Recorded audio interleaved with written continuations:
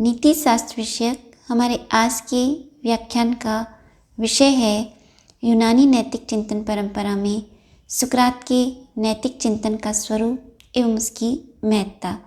सुकरात के नैतिक चिंतन विषयक आज के व्याख्यान में हम ये जानने का प्रयास करेंगे कि सुकरात के नैतिक चिंतन का स्वरूप क्या है, सुकरात एवं सोफिस्टवादी विचारधारा के नैतिक चिंतन में मूलभूत अंतर क्या है, सुकरात के प्रमुख नैतिक सिद्धांत कौन कौन से हैं, यूनानी नैतिक चिंतन परंपरा में सुकरात के नैतिक चिंतन का क्या योगदान एवं महत्ता है तथा सुकरात के नैतिक चिंतन विषयक परीक्षा उपयोगी महत्वपूर्ण प्रश्न कौन कौन से हो सकते हैं। आज के व्याख्यान में हम इन महत्वपूर्ण बिंदुओं का विस्तृत विवेचन करेंगे। संपूर्ण ग्रीक दार्शनिक चिंतन परंपरा में सुकरात युग को यूनानी नैतिक चिंतन परंपरा का स्वर्णिम काल माना जाता है। सुकरात युग में जिन दार्शनिक एवं नैतिक नियमों, सिद्धांतों एवं आदर्शों की स्थापना एवं प्रतिपादन हुआ, उन्होंने न केवल तत्कालीन यूनान को प्रभावित किया अपितु संपूर्ण वैश्विक दार्शनिक चिंतन परंपरा में इन दार्शनिक एवं नैतिक नियमों, सिद्धांतों एवं आदर्शों की अहम भूमिका है। सुकरात के शिष्य प्लेटो के शिष्य अरस्तु ने जिन दार्शनिक एवं नैतिक सिद्धांतों का प्रतिपादन किया, उन्होंने तत्कालीन यूनान के साथ साथ संपूर्ण वैश्विक दार्शनिक चिंतन परंपरा को भी प्रभावित किया। सुकरात सोफिस्टों के ही समकालीन महान दार्शनिक एवं विचारक हुए, किंतु सुकरात का सोफिस्टवादी दार्शनिक विचारधारा एवं नैतिक विचारधारा के साथ पर्याप्त मतभेद रहा। सुकरात के दार्शनिक विचार एवं नैतिक विचारों तथा सोफिस्टवादी विचारधारा के दार्शनिक एवं नैतिक विचारधारा में पर्याप्त अंतर है। जहाँ सोफिस्टवादी विचारधारा जो है दर्शन का मुख्य उद्देश्य व्यवहारिक जीवन की सफलता को स्वीकार करते हैं। सोफिस्ट जो हैं तत्कालीन यूनान में व्यावसायिक शिक्षक हुए, जो तत्कालीन यूनान के नागरिकों को सफल सामाजिक जीवन व्यतीत करने के लिए व्यवहारिक शिक्षा प्रदान किया करते थे। अतः सोफिस्टों के मतानुसार व्यवहारिक जीवन की सफलता ही दर्शन का मुख्य उद्देश्य है, किंतु सुकरात जो है उनके मतानुसार दर्शन का उद्देश्य व्यवहारिक जीवन की सफलता नहीं अपितु दर्शन का जो मुख्य उद्देश्य है सत्य या ज्ञान की खोज है। इसी प्रकार नैतिकता के क्षेत्र में भी सुकरात एवं सोफिस्टों की विचारधारा में पर्याप्त अंतर है। सोफिस्टों ने नैतिकता के क्षेत्र में किसी महत्वपूर्ण पुस्तक की रचना नहीं की, न ही ऐसे सर्वमान्य नैतिक नियमों, सिद्धांतों एवं आदर्शों की स्थापना की जो अपने आप में निरपेक्ष रूप से शुभ हों। सोफिस्टवादी जो विचारधारा थी वह नैतिकता के क्षेत्र में मानवीय भावनाओं, इच्छाओं को महत्व देते हुए उन्होंने जिन नैतिक नियमों एवं सिद्धांतों की स्थापना या प्रतिपादन किया वे व्यक्तिनिष्ठवाद, सापेक्षवाद और संशयवाद के पर आधारित हैं। इस प्रकार सोफिस्टों की जो नैतिकतावादी विचारधारा है वह सामान्यतः सापेक्षवादी, व्यक्तिनिष्ठवादी और संशयवादी है, किंतु सुकरात जो है सोफिस्टों की इस नैतिक विचारधारा से सहमत नहीं थे। सुकरात की मान्यता है कि नैतिकता कभी भी मानवीय भावनाओं एवं इच्छाओं पर आधारित नहीं हो सकती। नैतिक नियम जो हैं सदैव सर्वमान्य एवं निरपेक्ष रूप से शुभ होने चाहिए। सुकरात ऐसे नैतिक नियमों, सिद्धांतों एवं आदर्शों के समर्थक रहे जो मनुष्य होने के नाते प्रत्येक मनुष्य पर समान परिस्थितियों में एक समान रूप से क्रियान्वित हो उसका उचित मार्गदर्शन कर सके। सुकरात नैतिकता के क्षेत्र में वस्तुनिष्ठवाद, सर्वमान्यतावाद एवं निरपेक्षतावाद के समर्थक रहे। सुकरात जो है नैतिकता के क्षेत्र में ज्ञान को ही सर्वोच्च सद्गुण के रूप में स्वीकार करते हैं। सुकरात के विषय में सामान्यतः ये धार्मिक वाणी की गई कि सुकरात मनुष्यों में सर्वाधिक बुद्धिमान एवं ज्ञानी व्यक्ति है। जब सुकरात से इस कथन के विषय में चर्चा की जाती तो सुकरात कहते कि वे इस अर्थ में ज्ञानी हैं कि उन्हें अपने अज्ञान का ज्ञान है। सामान्य मनुष्य अज्ञानी होते हुए भी स्वयं को ज्ञानी स्वीकार करता है, किंतु सुकरात सदैव किसी भी विषय वस्तु के विषय में ये कहा करते थे कि मैं कुछ नहीं जानता। विनम्रतापूर्वक अपनी अनभिज्ञता को व्यक्त कर सुकरात सदैव ज्ञान के लिए प्रयत्नशील रहते थे। यही कारण है कि सुकरात जो है ज्ञान को सर्वोच्च नैतिक सद्गुण के रूप में स्वीकार करते हैं। सुकरात की मान्यता है कि जीवन और जगत के विषय में मनुष्य का ज्ञान अत्यंत सीमित है, अतः प्रत्येक मनुष्य को अपने ज्ञान की सीमितता एवं अनभिज्ञता को स्वीकार कर सदैव सत्य एवं ज्ञान की खोज के लिए प्रयत्नशील रहना चाहिए। सुकरात ने जिन दार्शनिक एवं नैतिक विचारों का प्रतिपादन किया, उन्होंने तत्कालीन यूनान में जो है एक नैतिक चेतना को जागृत किया।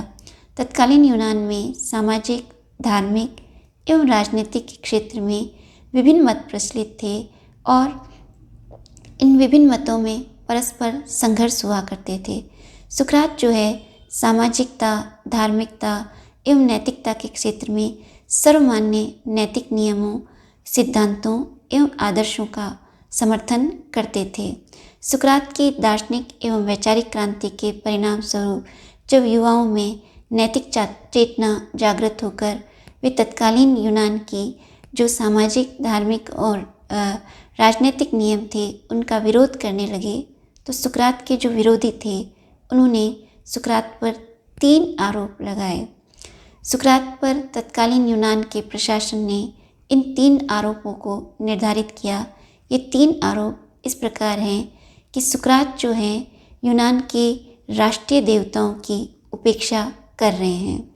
सुकरात यूनान के राष्ट्रीय देवताओं के स्थान पर कल्पित देवताओं की स्थापना कर रहे हैं और सुकरात जो है यूनान के नागरिकों को, विशेष रूप से युवाओं को गुमराह कर रहे हैं। सुकरात पर जब ये 3 अभियोग निर्धारित किए गए तो सुकरात से इनका स्पष्टीकरण या सुकरात से अपना स्पष्टीकरण मांगा गया, तो सुकरात ने इन तीनों आरोपों को खारिज करते हुए कहा कि उन्होंने ऐसा कोई भी कार्य नहीं किया है। वस्तुतः सुकरात पर जो ये आरोप लगाए गए थे वे निराधार हैं, क्योंकि सुकरात ने न तो तत्कालीन यूनान के जो देवता थे उनकी उपेक्षा की। सुकरात की मान्यता यह थी कि ईश्वर जो सर्वज्ञ, सर्वशक्तिमान, सर्वव्यापक है वह एक है और जो ये नगर देवता हैं उसके विभिन्न स्वरूप मात्र हैं। इसी प्रकार सुकरात ने तत्कालीन यूनान के नागरिकों को, विशेष रूप से युवाओं को गुमराह नहीं किया था।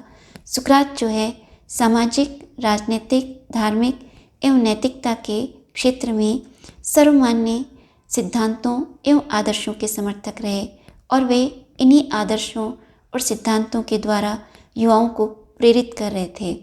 सुकरात पर ये जो आरोप लगाए गए, जो आरोप निर्धारित किए गए, वे निराधार थे। सुकरात ने न्यायालय के समक्ष इन आरोपों के स्पष्टीकरण में जो भाषण दिया, इस भाषण की व्याख्या प्लेटो ने अपनी प्रसिद्ध रचना एपोलॉजी में की है।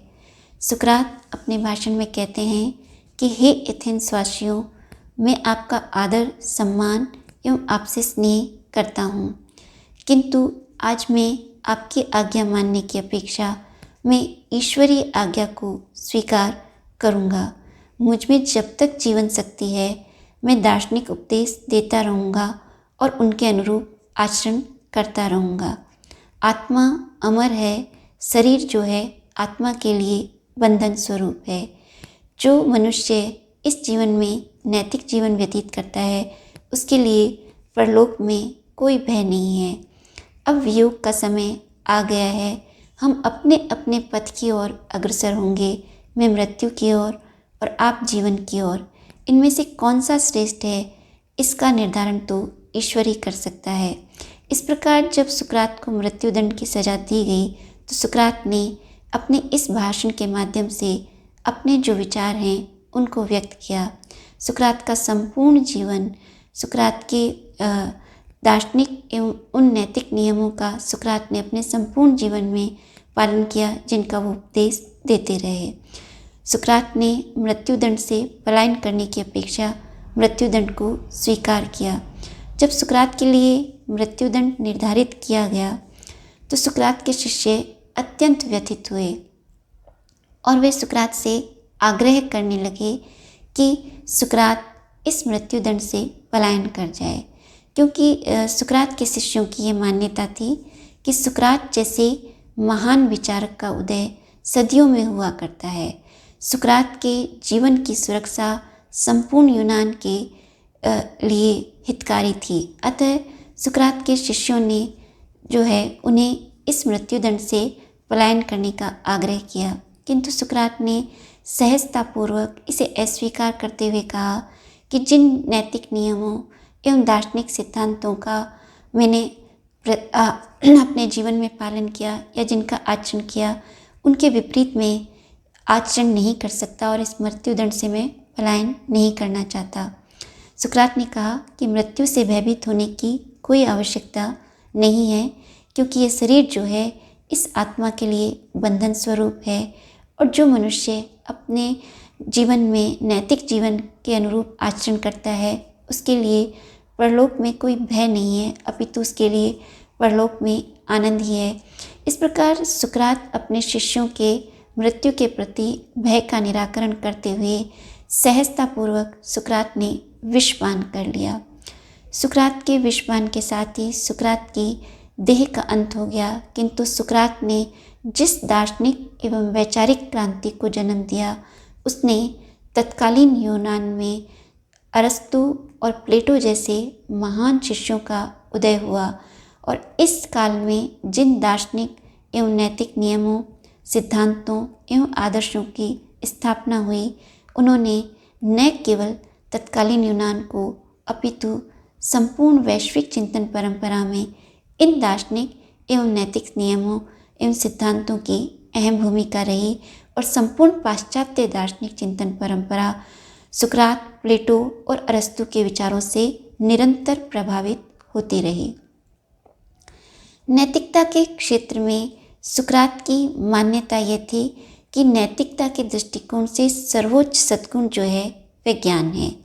ज्ञान को ही सर्वोच्च सद्गुण के रूप में स्वीकार करते हुए सुकरात ने अपने प्रमुख सिद्धांत ज्ञान ही सद्गुण है का प्रतिपादन किया। सुकरात का जो ये सिद्धांत है, इसमें जो ज्ञान शब्द है वह ज्ञान शब्द एक व्यापक अवधारणा है। यहाँ ज्ञान केवल सैद्धांतिक एवं तार्किकता के अर्थ में नहीं आया है या तथ्यात्मक जानकारी के अर्थ में नहीं आया है। ज्ञान एक व्यापक अवधारणा है। ज्ञान मनुष्य की वह विवेक शक्ति है जिसके द्वारा वह शुभ अशुभ, उचित अनुचित, सत्य असत्य, न्याय अन्याय के मध्य भेद करने की क्षमता रखता हो और उनके लिए सतत प्रयत्नशील रहता हो। सुकरात के मतानुसार मनुष्य को जब शुभ, उचित, न्याय, सत्य का ज्ञान हो तभी वह सदैव सद्गुणों के अनुरूप आचरण कर सकता है। सुकरात की मान्यता है कि प्रत्येक मनुष्य जो है शुभ की इच्छा करता है, किंतु शुभ के लिए मनुष्य को शुभ का ज्ञान होना आवश्यक है। सुकरात की मान्यता है कि जानबूझकर कोई मनुष्य अशुभ की इच्छा नहीं करता। यदि कोई मनुष्य अशुभ की इच्छा करता है या कोई अनुचित कर्म करता है तो इसका कारण यही है कि उसे शुभ और उचित का ज्ञान नहीं है। इस प्रकार सुकरात जो है अज्ञान को ही समस्त बुराइयों और दुखों का कारण मानते हैं और सुकरात की मान्यता है कि मनुष्य को सदैव अपने इस अज्ञान का निराकरण करने के लिए प्रयत्नशील रहना चाहिए। सुकरात ने तार्किकता के आधार पर ज्ञान ही सद्गुण है का प्रतिपादन करते हुए स्पष्ट किया कि प्रत्येक मनुष्य जो है सुख या आनंद चाहता है। सुख या आनंद के लिए मनुष्य को शुभ कर्म करना आवश्यक है, किंतु शुभ कर्मों के लिए शुभ कर्मों का ज्ञान होना आवश्यक है। अतः ज्ञान ही सर्वोच्च सद्गुण है। सुकरात की मान्यता है कि ये मनुष्य को जो ज्ञान है ये सर्वोच्च सद्गुण नैतिकता के रूप में है। सुकरात की यह भी मान्यता है कि जो सद्गुण हैं वे शिक्षणीय हैं। मनुष्य को सद्गुणों की पर्याप्त शिक्षा देकर उसे सद्गुणी बनाया जा सकता है। जिस प्रकार रसायन शास्त्र, भौतिक शास्त्र, गणित आदि विषयों की शिक्षा प्रदान कर की जा सकती है, उसी प्रकार मनुष्य को सद्गुणों की शिक्षा भी प्रदान की जा सकती है। सुकरात जो है मनुष्य के लिए सद्गुणों को शिक्षणीय स्वीकार कर, मनुष्य को सद्गुणों के अनुरूप आचरण कर और उसे शिक्षा प्रदान कर सद्गुणी बनाने के समर्थक रहे हैं। सुकरात की मान्यता है कि जितने भी सद्गुण हैं वे सभी सद्गुण ज्ञान के ही स्वरूप हैं, अर्थात विभिन्न सद्गुणों में और ज्ञान में कोई पारस्परिक विरोध नहीं है। विवेक, साहस, संयम, न्याय, सत्य आदि जो सद्गुण हैं वे ज्ञान के ही विभिन्न रूप हैं। इस प्रकार ज्ञान को ही प्रमुख सद्गुण एवं अन्य सद्गुणों को ज्ञान का ही स्वरूप मानने के कारण सुकरात का यह सिद्धांत जो है सद्गुणों की एकता का सिद्धांत कहलाता है।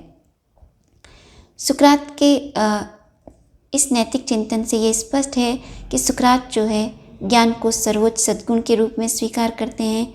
सुकरात के मतानुसार सद्गुण जो हैं शिक्षणीय हैं। ज्ञान और विभिन्न सद्गुणों में कोई पारस्परिक मतभेद और विरोध नहीं है। ज्ञान जो है वही सर्वोच्च सद्गुण है। सुकरात के ज्ञान ही सद्गुण है एवं सद्गुणों के एकता के सिद्धांत की विभिन्न दार्शनिकों ने आलोचना की है। सुकरात के शिष्य प्लेटो और प्लेटो के शिष्य जो अरस्तु हुए, उन्होंने ज्ञान ही सद्गुण की आलोचना करते हुए कहा कि जब सुकरात ये कहते हैं कि ज्ञान ही सर्वोच्च सद्गुण है, तो अरस्तु कहते हैं कि सद्गुणी होने के लिए केवल किसी विषय वस्तु का ज्ञान होना ही पर्याप्त नहीं है, अपितु मनुष्य को सद्गुणी होने के लिए उन सद्गुणों के अनुरूप अपने जीवन में आचरण करना भी आवश्यक है। अतः अरस्तु की मान्यता है कि ज्ञान होना ही सद्गुणी होने के लिए पर्याप्त नहीं है, अपितु सद्गुणी होने के लिए मनुष्य को उन सद्गुणों को अपने व्यवहारिक जीवन में क्रियान्वित करने की आवश्यकता है। किंतु यदि हम सुकरात का संपूर्ण जीवन देखें तो ये अरस्तु की आलोचना तर्कसंगत नहीं लगती, क्योंकि सुकरात ने दार्शनिक एवं नैतिक क्षेत्र में जिन नैतिक नियमों, सिद्धांतों एवं आदर्शों की स्थापना की या जिस ज्ञान के सुकरात समर्थक रहे, वह केवल सैद्धांतिक या तथ्यात्मक ज्ञान नहीं है। सुकरात का स्वयं का जीवन इसका ज्वलंत उदाहरण है कि सुकरात ने जिन दार्शनिक एवं नैतिक नियमों का प्रतिपादन किया, उनके अनुरूप या जिन सर्वमान्य नैतिक नियमों को उन्होंने स्वीकार किया, उनके लिए वे सतत प्रयत्नशील रहे। सुकरात ने मृत्युदंड को स्वीकार कर लिया, किंतु उससे पलायन नहीं किया।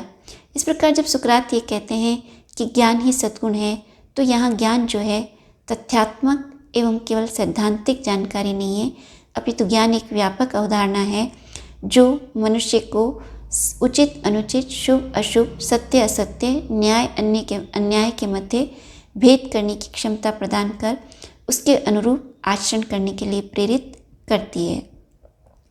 इसी प्रकार सुकरात के जो सद्गुणों की एकता का सिद्धांत है, जिसमें सुकरात ने यह स्पष्ट किया कि जो विभिन्न सद्गुण हैं वे ज्ञान के ही विभिन्न रूप हैं, अर्थात विभिन्न सद्गुणों में और ज्ञान में जो है पारस्परिक कोई विरोध नहीं है। इसकी आलोचना ये की जाती है कि किसी मनुष्य में एक सद्गुण होने से उसमें अन्य सद्गुण हो, ये आवश्यक नहीं है।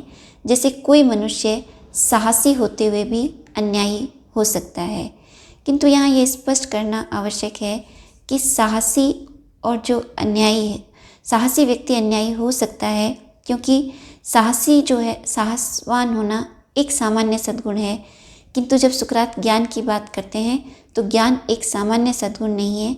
ज्ञान का यहाँ अभिप्राय यही है कि जो उचित अनुचित, शुभ अशुभ और सही गलत है, उसके मध्य निर्णय करने की क्षमता हो। अतः ज्ञान एक व्यापक सद्गुण है जिसके अंदर अन्य समस्त सद्गुण समावेशित हो जाते हैं। अतः जो व्यक्ति वास्तव में ज्ञानी होगा वह कदापि नैतिक नियमों का या नैतिक सद्गुणों के विपरीत आचरण नहीं कर सकता। सुकरात के नैतिक चिंतन में जो ये दो प्रमुख सिद्धांत हैं, इसके अतिरिक्त सुकरात की ये मान्यता है कि प्रत्येक मनुष्य जो है सुख या आनंद की इच्छा करता है, किंतु सुकरात का मत है कि मनुष्य वास्तविक सुख और आनंद की प्राप्ति तभी कर सकता है जब वह सदैव सद्गुणों के अनुरूप आचरण करे। यद्यपि सुकरात ने सुख और आनंद में कोई अंतर नहीं किया, किंतु सुकरात का जो चिंतन है उससे ये स्पष्ट होता है कि सुख जो है वह शारीरिक सुखों तक ही सीमित है, किंतु आनंद का संबंध जो है बौद्धिक और मानसिक विषयों से है। और सुकरात जो है सदैव बौद्धिक और मानसिक आनंद को प्राथमिकता प्रदान किया करते थे, क्योंकि सुकरात के मतानुसार केवल भौतिक सुख सुविधाओं को एकत्रित करके ही मनुष्य वास्तविक या शाश्वत आनंद को प्राप्त नहीं कर सकता। मनुष्य शाश्वत आनंद तो मन की शांति और आत्मा की शुद्धि के द्वारा ही प्राप्त कर सकता है। अतः मनुष्य को सदैव अपनी मन की शांति और आत्मा की शुद्धि के लिए प्रयत्नशील रहना चाहिए। सुकरात के मतानुसार मन की शुद्धि के लिए यह आवश्यक है कि मनुष्य अंतर्मुखी हो, निरंतर ज्ञान के लिए प्रयत्नशील रहे। यही कारण है कि सुकरात ने ज्ञान को सर्वोच्च सद्गुण के रूप में स्वीकार किया। अतः जो मनुष्य अपने जीवन में आनंद या सुख की इच्छा करता है उसे सदैव सद्गुणों के अनुरूप आचरण करना आवश्यक है। सुकरात वास्तविक आनंद के लिए विवेक शक्ति, आत्मनियंत्रण एवं कर्तव्य निष्ठा को आवश्यक मानते हैं। सुकरात के मतानुसार कोई भी मनुष्य अपने जीवन में शाश्वत आनंद तभी प्राप्त कर सकता है जब उसमें पर्याप्त विवेक शक्ति हो, अर्थात मनुष्य में उचित अनुचित, शुभ अशुभ, सही गलत के मध्य निर्णय करने की क्षमता होनी चाहिए। तभी वह सदैव शुभ और उचित की ओर उन्मुख हो सकता है और अशुभ का त्याग कर सकता है।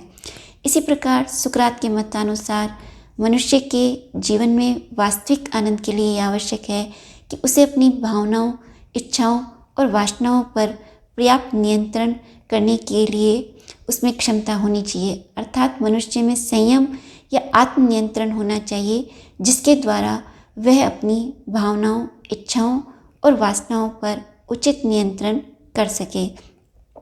क्योंकि भावनाएं, इच्छाएं और वासनाएं जो हैं सामान्यतः मनुष्य को नैतिकता से विमुख करती हैं। नैतिक जीवन के लिए आवश्यक है कि मनुष्य अपनी विवेक शक्ति का सदुपयोग कर सदैव इन भावनाओं, इच्छाओं और वासनाओं को अपनी विवेक शक्ति के द्वारा नियंत्रित करे। अतः सुकरात के मतानुसार विवेक शक्ति के साथ साथ आत्मनियंत्रण या संयम जो है वह भी शाश्वत आनंद का मूलभूत आधार है। सुकरात विवेक शक्ति और आत्मनियंत्रण के साथ साथ कर्तव्य निष्ठा को भी शाश्वत आनंद का आधार स्वीकार करते हैं। सुकरात के मतानुसार जो भी मनुष्य इस जीवन में आनंद प्राप्त करना चाहता है उसे सदैव कर्तव्यनिष्ठ होना चाहिए।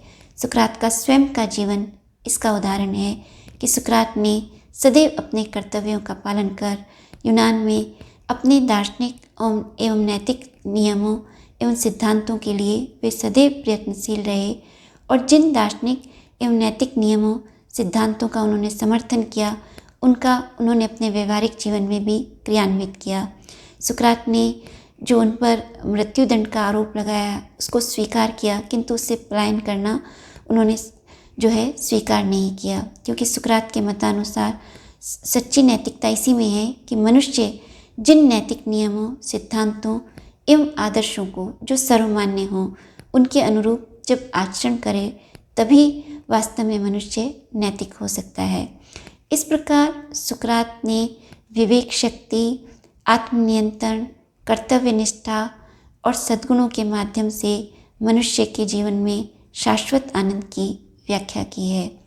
सुकरात ने जिन नैतिक नियमों, सिद्धांतों एवं आदर्शों का प्रतिपादन किया उन्होंने तत्कालीन यूनान में एक वैचारिक क्रांति को जन्म दिया और इस वैचारिक क्रांति के परिणाम स्वरूप ही तत्कालीन यूनान में प्लेटो और अरस्तु जैसे महान दार्शनिकों का उदय हुआ, जिन्होंने, जैसा कि हमने स्पष्ट किया कि तत्कालीन यूनान के साथ साथ संपूर्ण वैश्विक दार्शनिक चिंतन परंपरा को भी प्रभावित किया। आज के व्याख्यान में हम सुकरात के नैतिक चिंतन विषय कुछ जो महत्वपूर्ण प्रश्न हैं वे इस प्रकार हैं। सुकरात के नैतिक चिंतन की यूनानी नैतिक चिंतन परंपरा में क्या महत्ता है उसे स्पष्ट कीजिए। सुकरात के प्रमुख सिद्धांत ज्ञान ही सद्गुण है की व्याख्या कीजिए।